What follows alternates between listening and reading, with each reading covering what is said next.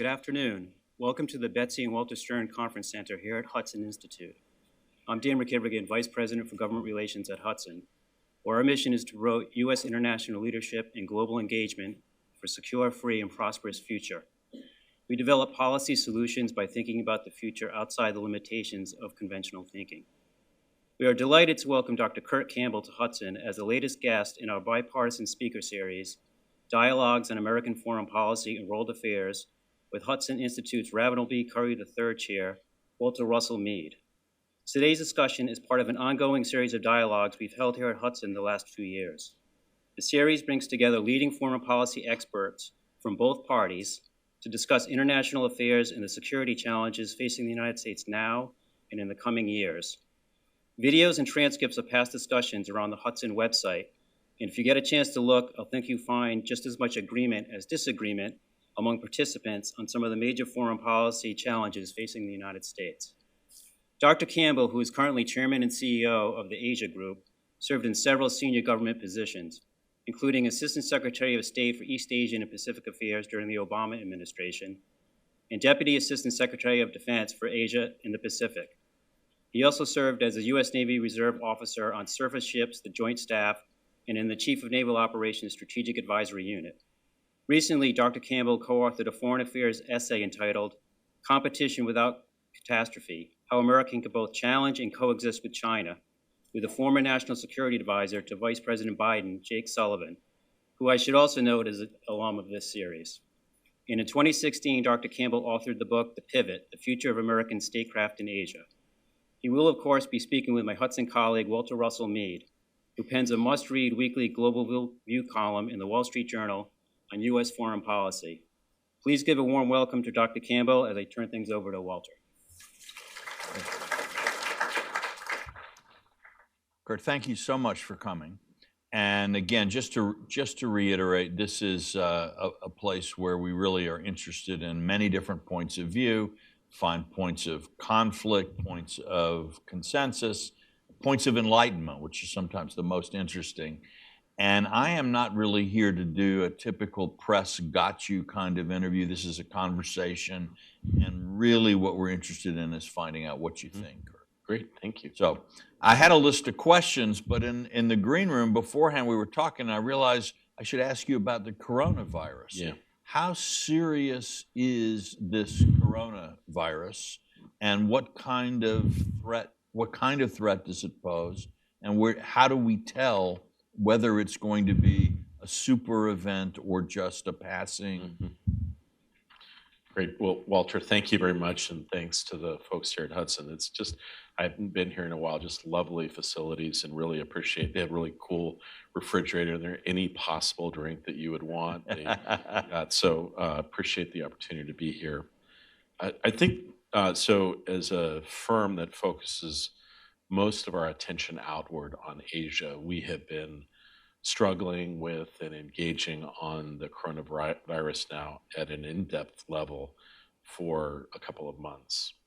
And I think the first thing that we have to say, honestly, is we don't know. There's so much that we do not know about the virus. We do not know fundamentally about its characteristics, how it's communicated, its lethality rate, its transmission rate, some of the things that we'll have to understand before we're able to fully comprehend its magnitude. We do not know. There are some indicators that should concern us. I don't think we've tested very effectively in the United States. We were given some time by the unbelievably draconian steps that the Chinese have taken. Walter, I'm not sure we use that time effectively. I think every day we're kind of uncertain about what to expect in terms of how it's spread in the United States, whether we're seeing community outbreaks and intense hives of activity. It's very clear that places like nursing homes will be at enormous risk in the period ahead. I personally believe that in all likelihood that the next several months will lead to a fundamental slowdown in the global economy. That some of the linkages that, a lot of the last couple of months has been about the nature of whether we would distance ourselves economically and politically from China. We're going to see shortages in a lot of areas, a lot of drugs, a lot of medical equipment that is manufactured in China. We'll see shortages, but not just from China and other parts of Asia more directly. So supply chains, people-to-people communications, back and forth, those will be affected. In many respects, we were just saying, I think that what concerns me or what worries me is since the end of the Cold War, we've had three big crises. We've had the 9/11 fundamental reorienting. We had the global financial crisis in 2007, 2008, 2009, and I think this could be the third one. The truth, though, is that the political atmosphere right now is more like the 1930s, divisive, nationalistic, and it is causing countries to separate rather than basically working together. I think there are elements of this disease that require more coordination, financial coordination between global bankers and financial players, global health experts, and more leadership on the part of the United States. I think the tendency among many of the major countries, including China, Japan, the United States, South Korea, others, is to hunker down right now and to try to manage this, almost unilaterally and domestically. And I think that we will find that those approaches will be lacking. Mm-hmm. Mm-hmm. By the way, we will be taking questions at the end. Dr. Campbell has very kindly agreed to do that. Just Kurt, if it's all right. Oh, fine. I'm always so impressed when somebody actually went to grad school. But in any case, what you should do is email them to events@hudson.org, events@hudson.org, and the folks here will look at the questions and figure out sort of what the audience as a whole really wants to know, and then we'll have a chance to go over that. So events@hudson.org. One of the things that strikes me is that some of this political separation between the U.S. and China that's been going on has been associated really with the rise of Xi Jinping to a kind of political position and power that we haven't seen anybody hold in China, maybe since the death of Mao Zedong. Yeah. Walter, it's a very good point. And, it's when I was in government, I had the opportunity when Vice President Biden invited then Vice President Xi to come as a visitor to the United States. I went with him around the United States and got to see him up close for several days. And I remember at the time, there was a lot of hope that he would be.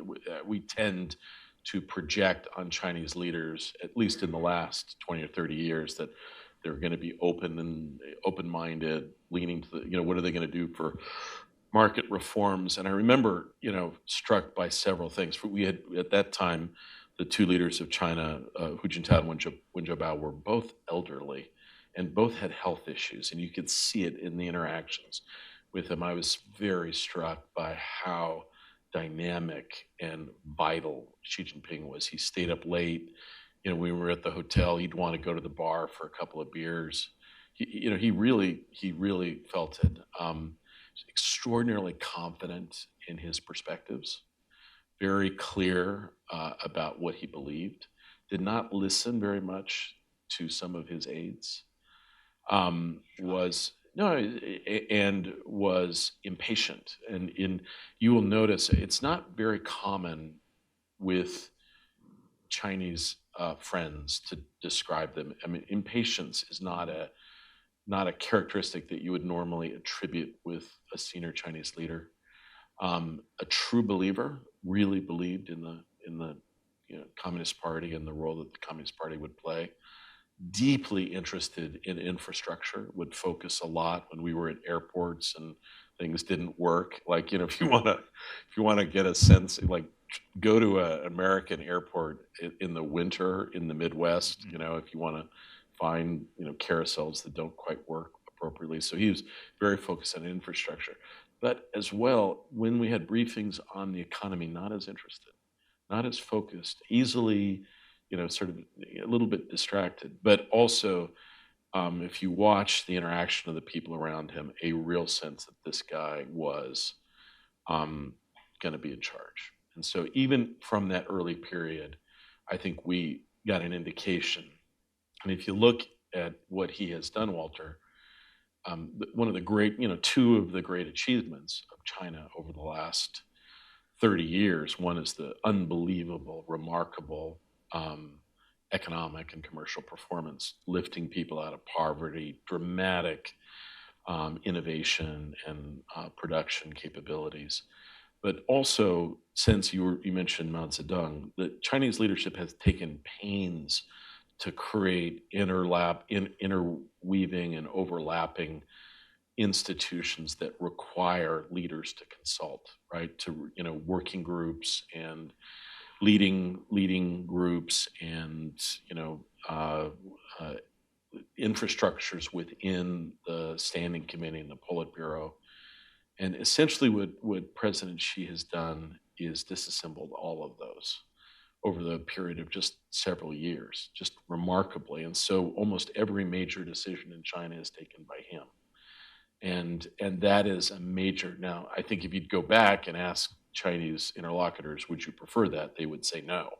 But he has been very effective at doing that.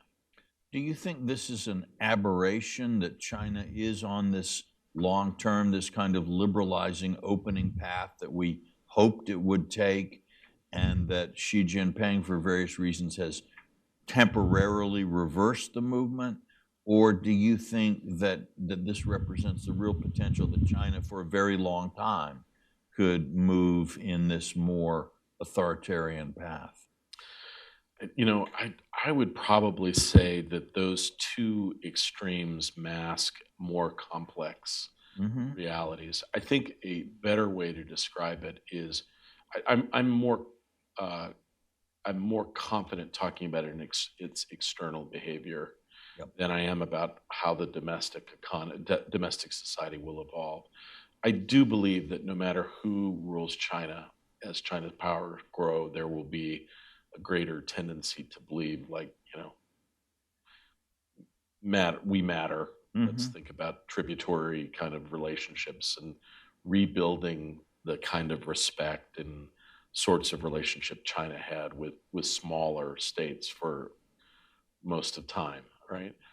I will say what President Xi and China have done with societal controls and technology is unbelievable and remarkable. And what's also happened, you're asking about the coronavirus. So, like the saying, in any challenge there is opportunity. Now, on the one hand, President Xi has put himself squarely in control, right? He said, I'm responsible, I'm doing this, which is risky, but at the same time, he's also taken steps to further centralize authorities and further take steps on surveillance and the like, and human control and movements in a way that's dramatic. I'm troubled by some of those developments, and right now it's hard to imagine those being reversed. I had this experience, and I'll just say it. We all have friends that we've known a long time in various countries.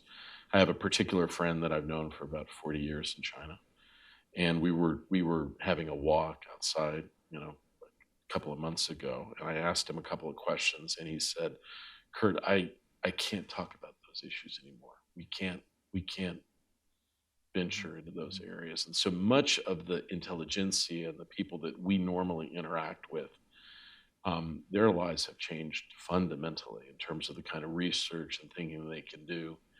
And I don't think they feel very much like that's going to change in the future. Does that point to a more difficult U.S.-China political relationship? Yes, I think. Look, I think anyone who believes that we're going to be able to return to a kind of relationship in which a degree of competition and friction is absent is just not paying attention. So they're going to be extremely difficult, even on things that we agree upon. Finding consensus or ways to go forward is going to be difficult. And I think sometimes I don't think political leadership and senior advisors in foreign policy have been as accepting of friction as is going to be necessary. And it's always striking to me, Chinese interlocutors very comfortable often with friction, where a lot of times in our interactions wanting very much to find areas of consensus and working together in harmony. And I'm afraid in some contexts, Chinese friends often would mistake that for weakness. And I think, part of going forward is going to be a degree of firmness and clarity about American strategic purposes and things that are important to us, values, allies, and the like. Which brings us to the question of how the American system is going to be able to manage what could be a kind of a long-term competition with China. And there's so many problems. We could become indifferent and not pay enough attention. We could become sort of, in a way, kind of hyper engaged in an ultra hawkish, ultra hostile fashion. Keeping the balance is very hard in a democracy like ours. But also in both parties now, I think one can see problems in wrapping their heads around what's going on in Asia and coming up with good policy alternatives. I can't disagree, Walter. As you look at the period ahead, you're struck by a number of things. I think there probably is a wariness and a weariness about global engagement. And I think you see that on both sides of the political spectrum. And I think one of the great things that President Trump has been quite effective at is saying, we're going to get out of Afghanistan and a lot of the places in the Middle East are just sand and death. And you wouldn't have thought that anyone could say that and kind of get away with it. But it's been, I think, almost revelatory how much that's been accepted by a certain group. And it's, I think, probably across the political spectrum. So I think part of this is some degree of let's attend to some issues closer to home. I think at the same time, for us to be effective in Asia, it's much more than how many ships that you have and your military presence. We do have a strong military set of capabilities. I think we're going to have to diversify and rethink our strategy, but to be effective in Asia is much more multifaceted, and it's all of society. It means a more capable diplomatic engagement. It means the hardest thing for both Democrats and Republicans is the dreaded T word, trade. We have to think about an outward, open trade set of arrangements and agreements that are politically saleable in the United States, which I'm not clear that can happen within either party right now. There's clearly an elite in both parties that supports certain aspects of trade, but the rank and file now in both the Republican and Democratic parties are questioning many elements of that. And I think the other thing that's clear about this period is that we are probably, and Walter, no one has written and thought about this better than or more than you have, we're probably in the middle of some sort of fundamental party reformations, right? And so the biggest debates about Asia policy right now are really not between the parties, but within them, right? Mm-hmm. There are engagers, there are people that, that are very wary of trade agreements, that think Asia's taken advantage of us. We've got to pull back. But I will say, for us to be effective in Asia, the magnitude of the challenge, commercially, economically, the nuance of diplomacy and the need to understand history is going to put an unbelievable set of burdens on the United States at a time that most of our training over the last 30 years in diplomacy has been either in the Middle East or the Cold War in Europe. We've got more people that could tell you how to drill a well in Helmand province that could tell you how to function effectively in Asia. Yep. Now, people are rushing to try to think and understand Asia but maybe with not as much, historical knowledge and experience, and bringing with them analogies from Syria that may not be as effective in understanding how Asia functions. So I think the challenge is going to be enormous. And I think the worry is that one of the ways is that you rally around the idea that the next great challenge in the United States comes from China, right? Mm-hmm. And it's a strategic and it's a military challenge. I'm not sure that, I think there are going to be elements in both parties right now that will resist that. I think some will resist it for commercial purposes because of the enormous potentials. Others will resist it for fear that using that as a convening principle will have terrible consequences for other bigger issues like climate change, Right. or maybe even things associated with their own domestic liberties. Well, it's interesting when you think about the kinds of things America or different Americans might want from China. It's actually a very long list, human rights, climate change. It really is everything, actually. Yep, trade. Iran, North Korea, Right. proliferation. So we have a long shopping list, and I'm not quite sure what we have on the offer list. What are we prepared to, if China were to adopt a climate policy that people liked more? Does that mean you would overlook their human rights violations, or how does that work? But Walter, I would also say that, I like the way you put it. We have long shopping lists, but that harkens back to a period where there was an enormous power disparity between the United States and China. Mm-hmm. And that the United States would go to China and say, these are all the issues I want you, hierarchy, you're going to work on this issue, this issue, this issue. I think over time, the Chinese are going to be like, thank you for your issues, but, we're not interested. We have our own set of concerns about you. And so I think that interplay is likely to be narrower and much more challenging going forward. And I also think that probably, the thing about when you work in government, you have experiences, there are always some things that come through that are almost crystalline. For me, after, decades of experience working on diplomacy with Chinese interlocutors, it was always surprising to me the level of distrust, fundamentally, not professed distrust, but real distrust of our motives and our goals and ambitions, right? And probably there are reasons but there are other times where the United States is trying to find areas of common ground. But I believe that those layers of distrust have always been there. And for them, the last 4 or 5 years have been deeply clarifying, right? Yeah, I think there is a sense in which American society, whatever individual Americans may be, is fundamentally liberal. It looks toward win-win. And you kind of progress in American society in a career by figuring out how to have a relationship with someone who is different from you and looking for common ground and building coalitions.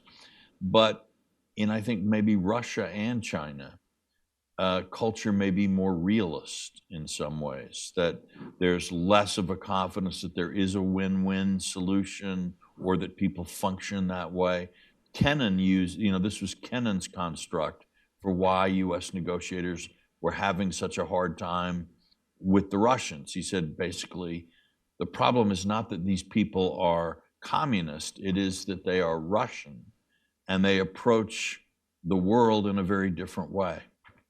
I'm not sure.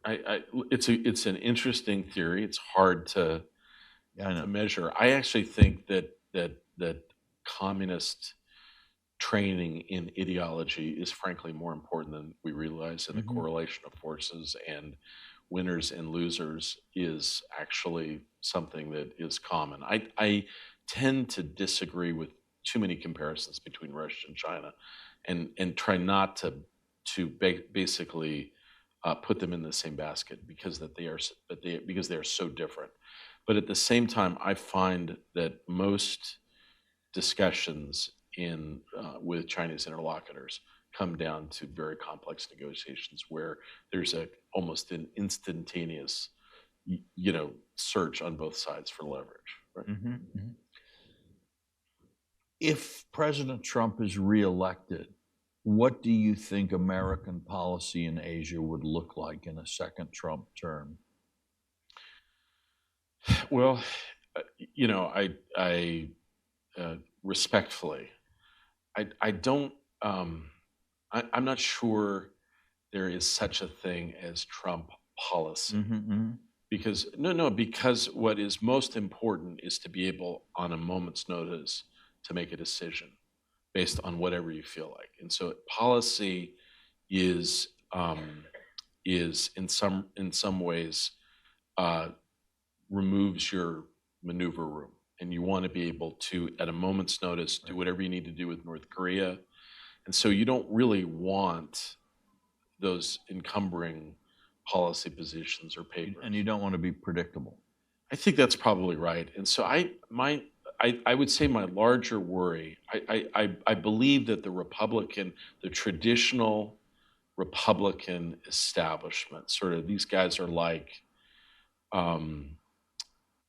Ronin, right? Highly skilled, committed to certain international principles, alliances, partnerships, human rights, values.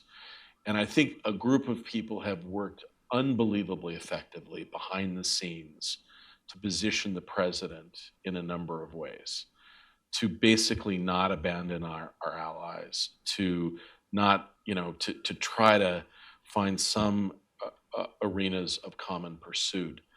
But I think if he's reelected, it's not impossible we'll find a situation where the president will feel like his true views can come out and that he can basically finally take steps that he would want to take. And in Asia policy, what do you think those might be? For me, so I would say that the greatest achievement of American foreign policy has been in Asia for the last 50 years. Now, there are some that would say no, Europe, but I would say what we've accomplished in terms of prosperity, spread of democracy, taking people out of poverty, you go down the list, and the American strategic position in Asia.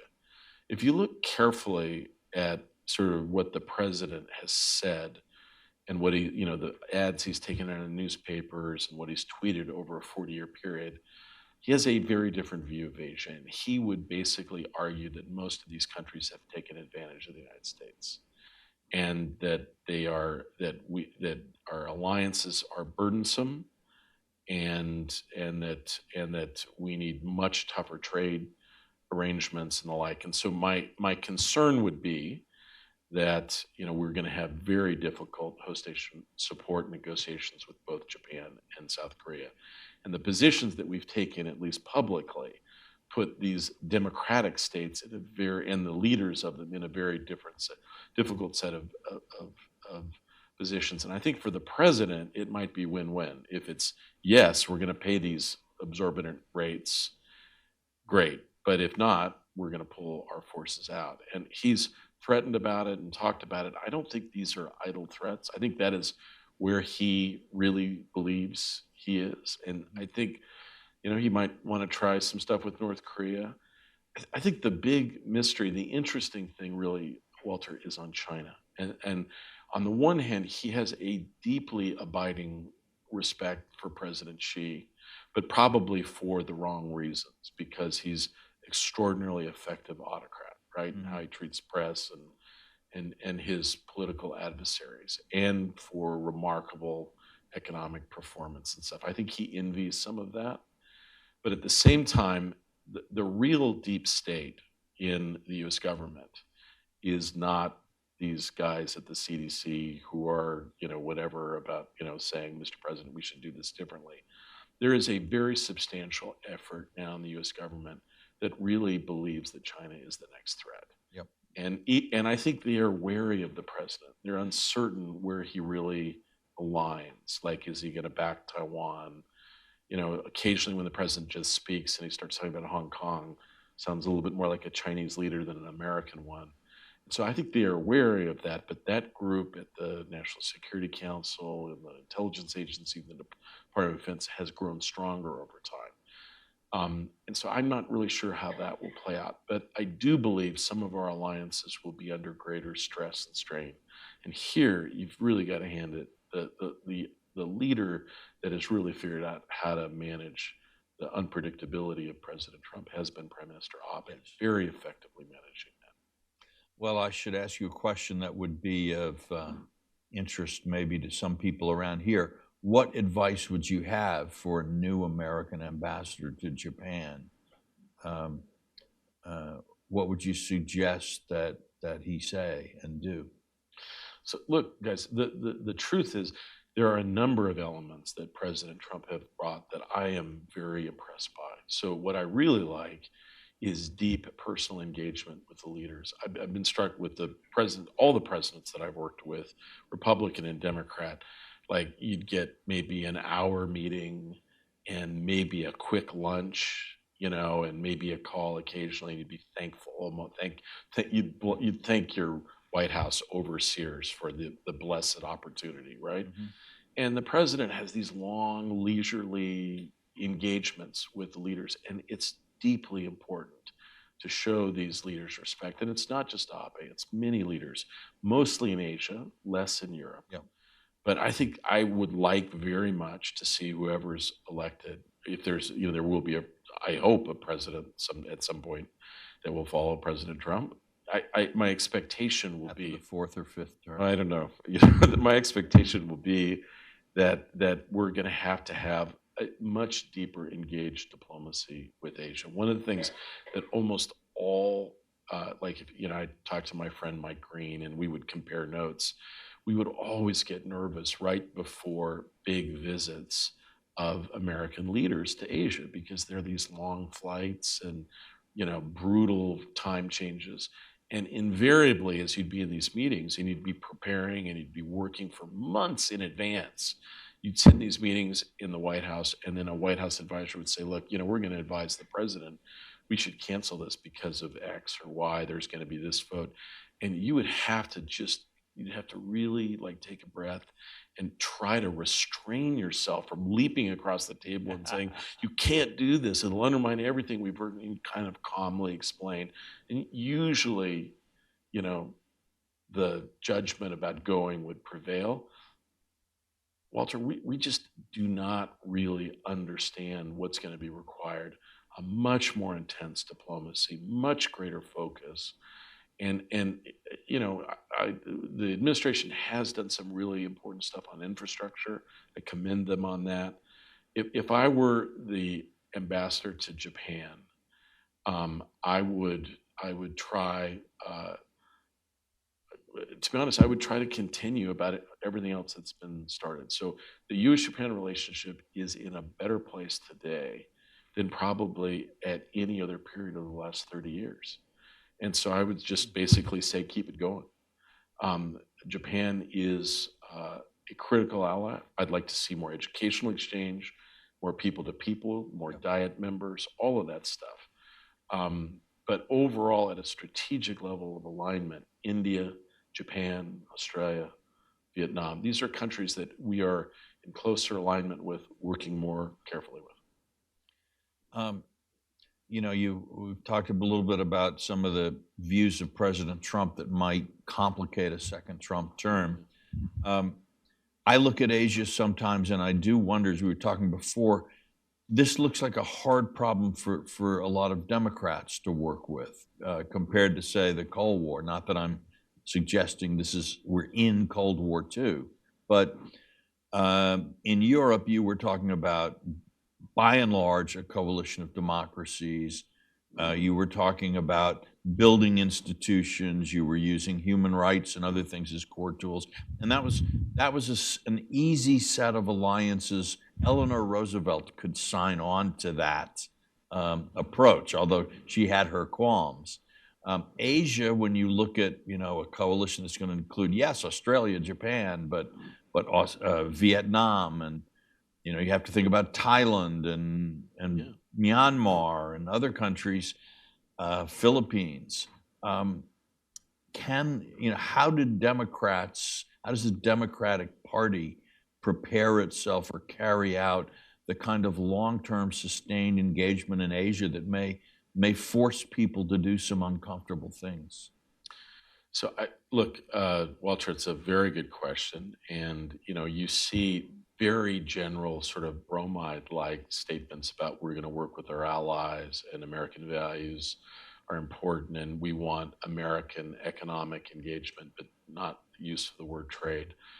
I think what you will see is that there appear to be on the surface some areas of convergence between Democrats and Republicans. Tougher policy on China, probably agreement on more military, focus. I think taking a hard line on certain aspects of technology, like Huawei. I think you're going to find some areas of overlap, but then deeper than that, what fundamentally should technology policy be? How should we work with our allies more generally? What should our strategy be militarily? Some would argue that primacy, military primacy in Asia is essential. And others would say, no, frankly, deterrence and the ability to exact, damage, devastating damage in a conflict is enough. Those are two very different perspectives. Yeah. And I think many of the foundational questions have not been debated.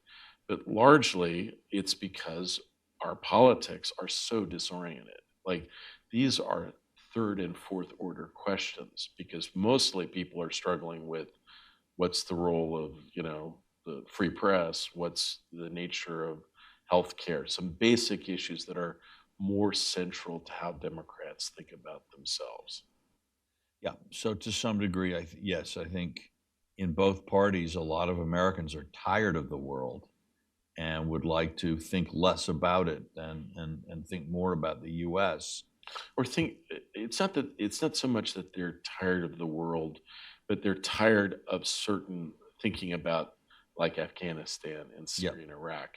They're interested in certain aspects of the world that Asia, fantastic culture, really interesting areas of innovation. I don't think people are tired of that, but the kinds of investments that people worry are not giving us a return and are causing us to be tied down and no real clear sense of exit strategies. I think that's what people are anxious about.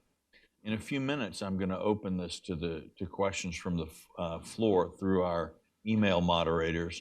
But there's a group of people outside quickly going through them. What they do is they check Hudson fashion. Right. They check your social credit score, and that determines the ranking of your question. Just so you'll know. But remember, it's events@hudson.org if you'd like to register a question. Moving over to India. I mean, this is a country, if you think at all about Asia, the Indo-Pacific, India clearly looms as a country that could have, it's a nuclear power that will soon have a population larger than China's, that seems to be moving toward a closer alignment with the U.S., but somehow none of that looks, the more you know about India, the less simple it all looks. Very good point, Walter. Look,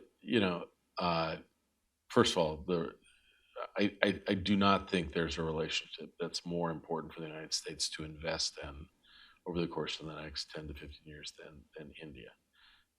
Unbelievably important. It's going to be much more important for our domestic politics too, and extraordinarily complex. So if you look carefully, who are the leaders that if you asked President Obama and President Trump, he liked me best? What leaders are in that category? Only one, I think, Prime Minister Modi. Prime Minister Modi had fantastic engagements with President Obama and equally interesting, close sort of partnership with President Trump. I think that's an indication of how effective Modi is as a leader and his desire to position strategically the United States and India more closely going forward. But the impediments to deeper fundamental cooperation are there. India's relationship with Russia, its relationship with Iran, its differences of view not with the Trump administration, but with others on climate change. It wants a nuanced set of policies from the United States on China. It wants us to be very clear about the challenges that China presents, but not as overt and unsubtle about it as sometimes Americans are. So they're expecting a lot from us in terms of how we would present ourselves and how we would conduct. But they also want to be treated, I think, at the core. Again, this is something that we need to respect. The core of what India wants is to be treated as a great nation, not as an exception, not as like we're going to let you have nuclear weapons, non-proliferation, but as one of the things that Scooter helped do when he was at the White House is helping guide this relationship as a strategic relationship. And President Trump has done that. He's treated, as I think President Obama did as well, but I think President Trump really understands India as a great nation, as a profoundly impressive civilization. And I think deep down, I experienced a sense sometimes when I sat with Indian interlocutors that they were somewhat jealous of the treatment that American senior interlocutors gave Chinese leaders and wondered, why aren't we getting the same kind of treatment? And I think over time, that gap, that difference has disappeared, and we're going to see a much more fulsome embrace between the United States and India. And I think that will go a long way at helping ease some of these other difficulties and tensions. But on the other side, some of things like the citizenship law in India and some elements of the Hindu nationalist program, there have been a lot of repression of Christians in parts of India, could cause could make that state-to-state relationship more complicated. Is something that worries you? Yeah, the values proposition is going to be critical going forward, and I think both countries need to understand that at the core of how we, engage one another is respect for minorities, institutions, free press. All of those things are going to be critical, and I do worry sometimes that some of those issues are lost on both sides. Now, I haven't asked you what I personally think is the hardest question in Asia policy, where there are a lot of hard questions, and that is North Korea. Just from where I look at it, it looks to me there's no way that North Korea is ever going to give up its nuclear weapons, but it seems very hard to imagine how do we all live with that. And am I right about this? What's the path forward on this North Korea issue that just never goes away? Yeah, Walter, with respect, I have a slightly different view. Great. I hope it's more hopeful. So first of all, I would say, having worked on North Korea, had some secret engagements, others with them for about 25 years, I have, and this is not an exaggeration, I have an unerring record, literally unblemished record of complete failure in predicting what's going to happen next or how things are going to play out with North Korea. It is literally a shocking testament to incompetence. Well, like to be able to, consistency is hard to achieve. It's hard in this world, but when I thought certain things would work, they didn't, and vice versa, and what they would do. So at the core, I worked with a group of people in the State Department that quietly believed that embedding North Korea in a series of intricate, like you do these two small things and we'll do those small things, was the best way forward, right? I don't think any of them fundamentally believed that the North Koreans would give up nuclear weapons. But while they were busy doing these things and we were providing food assistance and the like, they were not doing other things, right? I was probably of the view that certain aspects of our North Korean strategy, like how you measure the success of your North Korean strategy matters. So were we able to work closely with Japan and South Korea on certain things?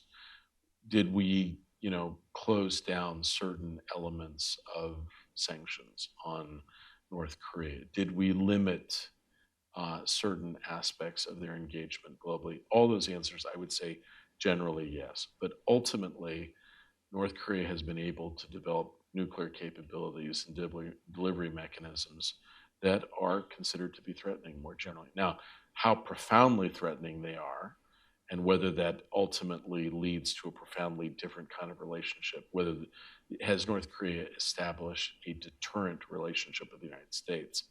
I would say that because North Korea has tens of thousands, hundreds of thousands of artillery troops just across the border, Right. and there are tens of thousands of Americans that live in Seoul, we are already in a situation that could best be described as deterrent. I think the achievement of what President Trump has managed to do is, Walter, create the precedent of the two leaders sitting down together. I think Democrats really thought about that at certain times, but would never do so for fear that the Republican right would attack anyone who decided. And now that's part of what we're doing more generally. I think the key is the most difficult thing is if you're doing Asia policy, you cannot let the issue overwhelm you. And what's happened for decades in the position that I held, the assistant secretary, is that the person who held that position had difficulty developing a regional strategy because they're all he, were consumed by specific issues. So they were consumed by North Korea policy. They were consumed earlier by Cambodia or Indonesia, very singular issues, when at the core, to be effective in Asia, you've got to have a multifaceted strategy that has many components to it. And you cannot let yourself to become the assistant secretary of North Korea. I realize as I look back, that's not a very good answer. It's not a very good answer to your question. But the truth is, I remember I said this once, I never get credit for it, but really, North Korea is the land of lousy options. And that's all true. Yeah. Yeah. No, I think it's not just you that has an unbroken record of failure. I'm not sure that American policy has a lot to point to. Yeah, there's a great story. When President Trump had his meeting in Vietnam, half the team that the pilots and others were frolicking, playing Marco Polo in the pool and having a great time, relaxing, in the sun in Hanoi. And literally the call came, we're leaving in 2 hours. They had to get out, get packed, and just rush to the airport, deeply unpredictable in terms of, what played out. I think the ability to do that made sense, but the lack of planning that went into it, that is worrisome. It's not clear we're going to have those opportunities, in the future, but if we do, we're going to have to do it in a way that we have, much more groundwork. Mm-hmm, mm-hmm. Well, let's shift to audience questions. And what does the committee say? Well, we got a couple that I think we can group here on economic engagement and TPP. Do you think a Democratic administration would consider rejoining? Is there any hope for TPP? Is there any substitute for TPP? Where are we? So it's a great question. My sense is that it would be very difficult. So I think there's a small group of people at the top of the Democratic Party that would say, let's try this again, right? But I think we would be in just a profound minority. That would be my sense. And I remember, in 2016, I remember someone called me and said, look, there's going to be a platform meeting. Someone very senior said, can you go and talk about the importance of TPP?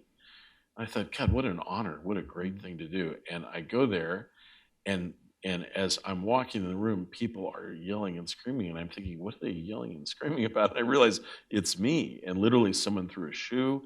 This is the sense of what goes on in the rank and file in the Democratic Party about trade. So I think it would be difficult, Walter. If they're throwing shoes, Yeah, that's not but usually a good sign. that's the party kind of developing hearings Yeah. and stuff like that. But I do not think we have enough understanding and rank and file support. So I think it would be difficult. There has been talk about resurrecting some elements of that in technology or online stuff. I think that in all likelihood that would be challenging. Um, Japan clearly hopes. They've kept it alive. It's like an Right. ember of fire burning, just kind of fanning that little flame in the hope that we'll come back at the last minute. And I believe it would send a profound message, a very deep message of engagement and purpose.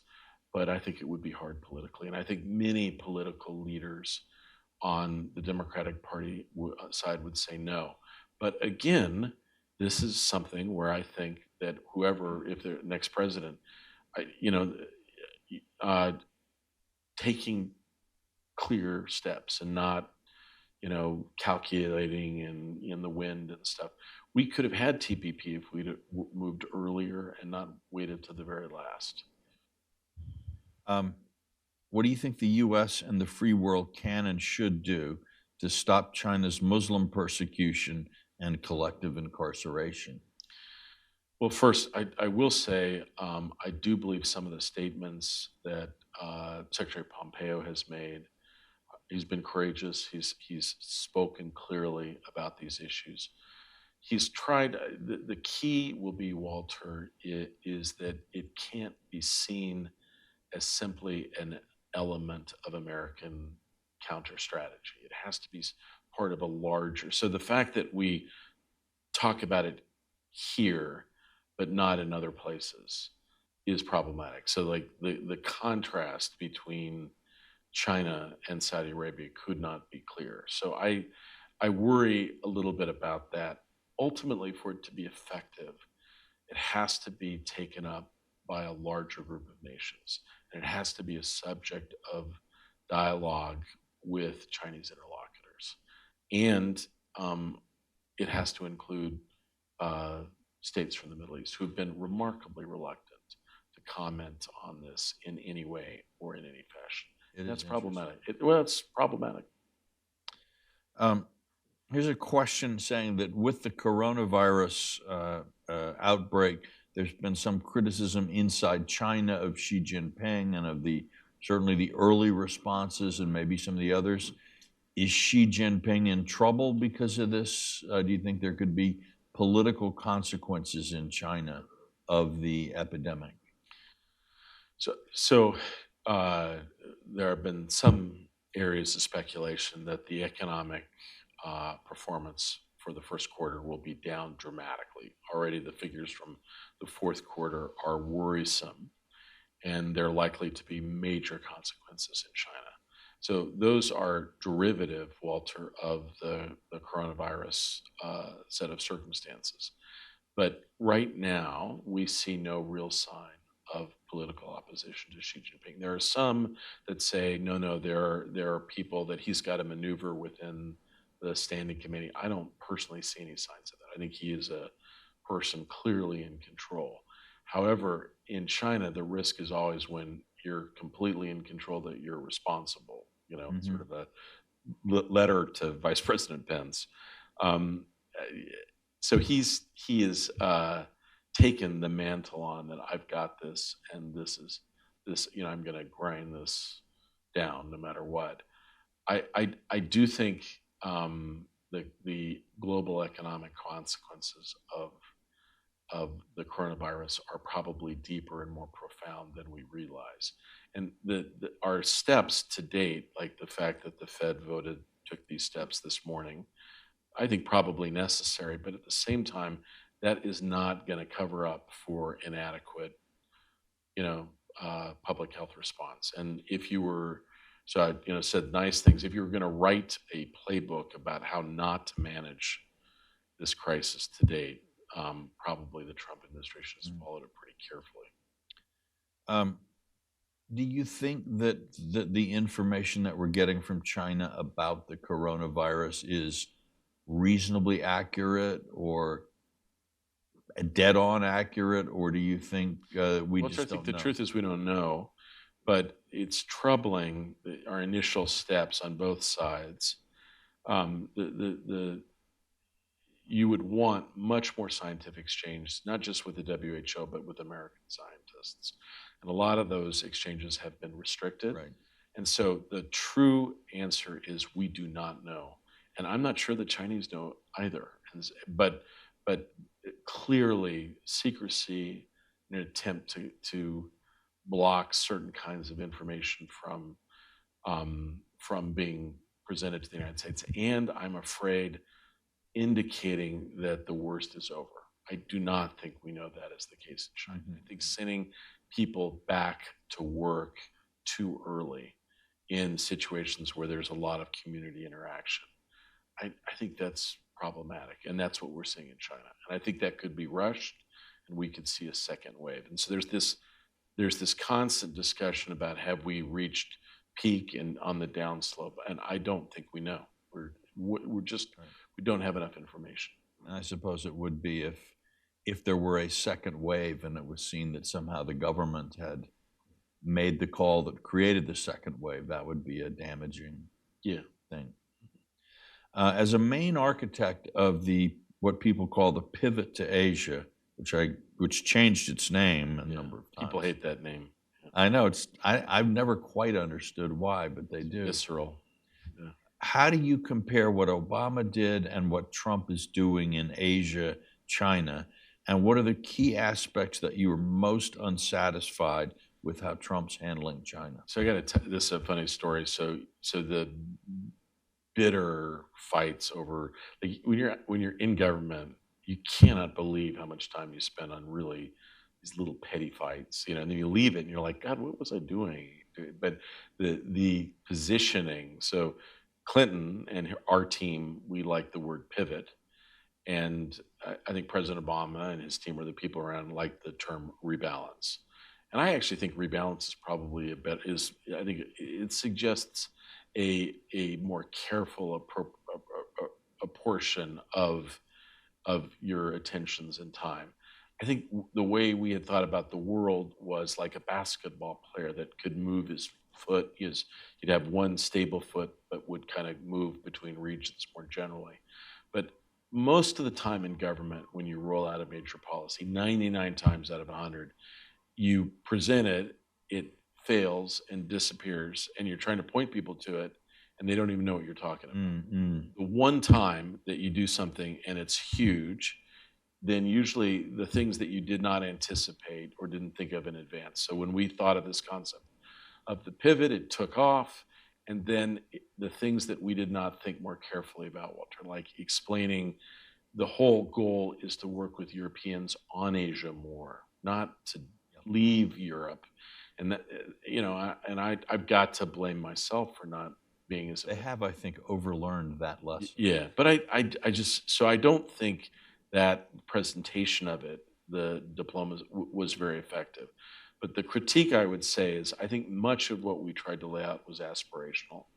But this is not going to be one administration. It's going to be many administrations that are going to have to focus on this. My biggest critique of the Trump administration is that I believe administrations are strongest when they acknowledge that they're building on the successes and recovering from the failures of previous administrations, and that realizing that this endeavor is primarily bipartisan. There's been huge bitter controversies in other parts of the world, but not as much in Asia, and that we have largely been able to talk about working together. Some of my closest friends are people that I respect the most, that have worked in other administrations, and that we've been able to say, look, strengthening alliances, figuring out how to engage China, finding areas of common purpose, supporting aid, investment, all those things, trade, you name it. I think what is troubling when I sit down with senior leaders in the administration is the visceral hatred they have of what's come before them. And it's primarily Obama, but it's also President Bush as well sometimes. Mm-hmm. And I think castigating that bilateral experience is a problem. And I would recommend against it. And I know that's hard, and I recognize the president's proclivities, but in fact, the greatest strength of America in Asia is that despite the changes, it has been relatively consistent over a 60-year period. And I would like to see that the case. And in fact, much of what President Trump has done in Asia, in terms of the Indo-Pacific strategy, is very similar what previous administrations have done, despite protestations. No, we've completely remade the wheel. Yeah. All right. Well, listen. On that note, I think we'll close. Kurt has been very generous with his time. He does have another meeting he needs to get to, so he will not be able to stay after. And thank you all very much. much. You could let me make sure he gets out. Thank you, Kurt, and hope to see you again. That was so nice. Thank you, Walter. Thanks. All right.